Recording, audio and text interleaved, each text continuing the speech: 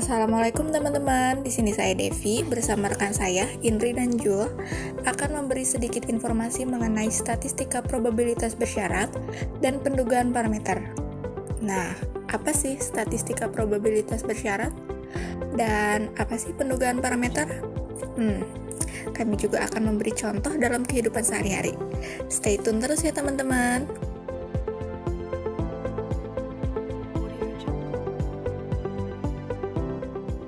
Sebelum masuk ke penerapannya, di sini saya akan menjelaskan pengertian probabilitas bersyarat terlebih dahulu. Probabilitas bersyarat adalah probabilitas terjadinya kejadian dengan syarat bahwa B sudah terjadi atau akan terjadi. Untuk mendapatkan hasil probabilitas bersyarat dapat menggunakan rumus peluang B dan A sama dengan peluang A dikali peluang B atau A. Atau juga bisa menggunakan rumus peluang A dan B sama dengan peluang B dikali peluang A atau B. Bila A dan B merupakan peristiwa yang independen dan memiliki probabilitas lebih besar dari 0, maka peluang A atau B sama dengan peluang A, dan peluang B atau A sama dengan peluang B. Selanjutnya, saya akan menjelaskan kenapa sih kita harus melakukan penerapan probabilitas. Dalam kehidupan sehari-hari, kita sering dihadapkan beberapa pilihan yang harus ditentukan memilih yang mana. Biasanya, kita dihadapkan dengan kemungkinan-kemungkinan suatu kejadian yang mungkin terjadi dan kita harus pintar-pintar mengambil sikap jika menemukan keadaan seperti ini. Misal saat kita ingin berpergian, kita melihat langit terlihat mendung. Dalam keadaan ini, kita dihadapkan dua kemungkinan, yaitu kemungkinan terjadinya hujan, serta kemungkinan langit hanya mendung saja dan tidak akan terjadi hujan. Nah, statistik yang membantu permasalahan dalam hal ini adalah probabilitas. Maka dari itu, manfaat probabilitas ini dalam kehidupan sehari-hari adalah membantu kita dalam mengambil suatu keputusan, serta meramalkan kejadian yang mungkin terjadi. Sebenarnya, pengambilan keputusan yang lebih tepat dimaksudkan tidak ada keputusan yang sudah pasti, karena kehidupan mendatang tidak ada yang pasti kita ketahui dari sekarang, karena informasi yang didapat tidaklah sempurna. Nah, di sini ada cuplikan video tentang penerapan probabilitas bersyarat dalam kehidupan sehari-hari. Oke, kita main jempol-jempolan yuk. Ayo. Udah pada tahu ya kalian? Iya. Jadi kan ini ada kita berempat. Berarti kan jempolnya ada 8 ya. Kita harus nyebutin paling besar angkanya 8. Nah, si jempolnya tuh kalau misalnya kita nyebutin angka, misalnya nyebutin angka 1 nih. Nah, misalnya aku aja nih yang angkat, berarti aku tinggal 1. Nah, kecuali kalau misalnya kalian angkat 3, berarti kan nggak jadi. Berarti nggak berkurang. Mulai aja ya. Dari mana nih? Dari Jul aja lah. Kamu ke sini nanti. 3, 4, 1, 2, 4. 2. aku teh. Oh iya, maaf. Dan lagi. 2, 1, 2, 5. 2, 4, 1, 2.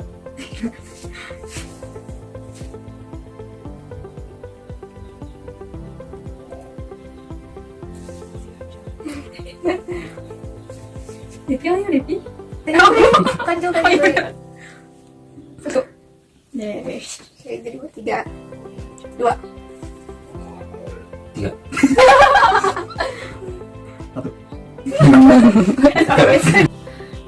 Jadi tadi itu kita secara tidak langsung main peluang bersyarat. Dari video yang kita lihat tadi, ada sekumpulan mahasiswa sedang bermain jempol-jempolan, terdiri dari 2 laki-laki dan 2 perempuan. Jika kita hitung peluang bersyaratnya, gimana ya kalau kemungkinan kemenangan pertama perempuan dan pemenang kedua laki-laki? Di sini kita cari NA-nya dulu. NA di sini kemungkinan pemenang pertama perempuan, karena ada 2 orang perempuan, jadi kemungkinan pemenang perempuan adalah 2. Kemungkinan peluang munculnya semua adalah berjumlah 4, maka peluang A adalah 2/4. Selanjutnya adalah mencari peluang bersyaratnya B jika A sudah ditentukan. Karena pemenang keduanya laki-laki dan ada 2 orang laki-laki dan NS-nya adalah 3. Karena tadi ada pemenang pertamanya 1 orang perempuan. Maka peluang bersyaratnya B jika A sudah ditentukan adalah 2/3. Setelah diketahui peluang A dan peluang B jika A sudah ditentukan, masukkan ke rumus peluang A dan B sama dengan peluang B jika A sudah ditentukan dikali peluang A. Peluang B jika A sudah ditentukan adalah 2/3 dan peluang A adalah 2/4. Sama dengan 4/12 atau disederhanakan 1/3. Jadi, peluang kemungkinan pemenang pertama perempuan dan pemenang kedua laki-laki adalah 1/3. Setelah pembahasan tadi tentang probabilitas bersyarat selesai, sekarang kita masuk ke materi pendugaan parameter. Kira-kira apa ya pendugaan parameter itu? Apa itu pendugaan interval? Pendugaan merupakan suatu bagian dari statistik inferensia, yaitu suatu pernyataan mengenai parameter populasi yang tidak diketahui berdasarkan informasi dari sampel random sederhana yang diambil dari populasi. Selanjutnya, untuk mendapatkan hasil pendugaan interval atau parameter, salah satunya bisa menggunakan rumus X bar dikurangi T alfa per 2 dikali S per akar N kurang dari mu, kurang dari X bar ditambah T alfa per 2 dikali S per akar N. Untuk mencari S-nya, kita bisa menggunakan rumus sigma X kuadrat dibagi N kurangi 1 dikurangi sigma X yang dikuadratkan dibagi N dikali N kurangi 1. Rumus ini digunakan untuk mencari pendugaan interval dengan sampel yang kecil, yaitu kurang dari 30. Untuk lebih jelasnya, di sini kita ada contoh penerapan pendugaan interval di kehidupan sehari-hari. Kita tonton yuk videonya. Daripada gabut kayak gini, mending kita main game puzzle aja yuk. Udah pada punya aplikasinya kan? Udah ada kok. Yaudah yuk, Ayo kita main puzzle. Terus siapa yang paling cepat ngeberesin puzzle itu? Oke. Yuk, kita main yuk. Yuk. Oke. 1. Udah pada buka? Udah. 1, 2, 3.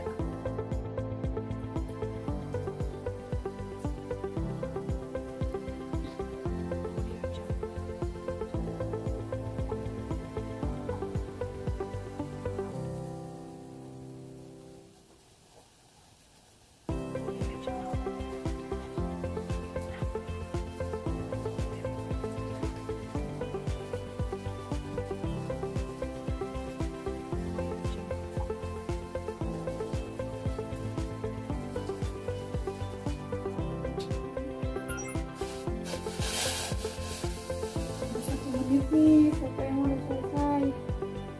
Ya, aku belum. Lagi.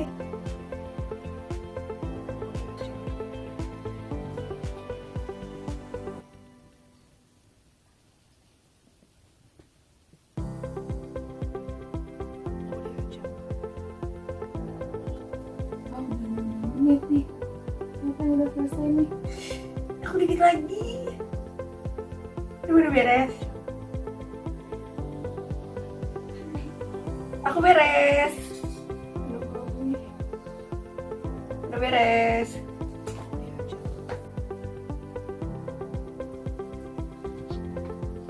Ayo.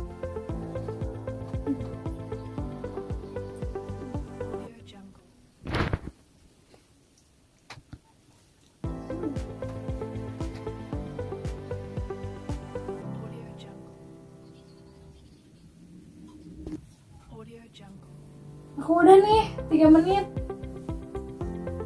Aku 2 menit. 3 menit. Jul. Jul belum beres, Jul. Jul.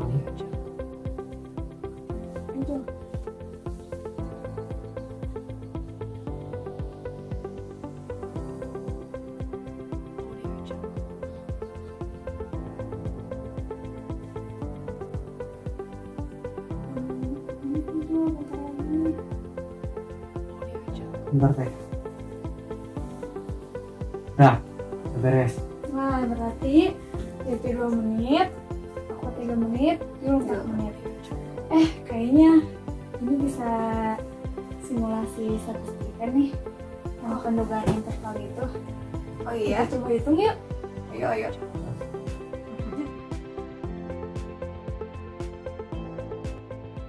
Setelah kita melihat video, kita akan cari rata-rata waktu yang digunakan mahasiswa untuk menyelesaikan permainan puzzle. Yang pertama, ada 3 menit menyelesaikan permainan puzzle. Kemudian yang paling duluan 2 menit, dan yang paling lama itu 4 menit. Bagaimana kita menghitungnya?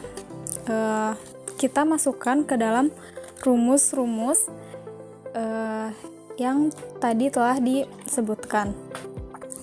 Kita cari n-nya terlebih dahulu. N-nya yaitu 3 karena ada 3 orang mahasiswanya. Kemudian kita cari sigma x-nya. Sigma x itu gabungan dari waktunya, yaitu 4 tambah 2 dan tambah 3. Jadi sigma x-nya 9.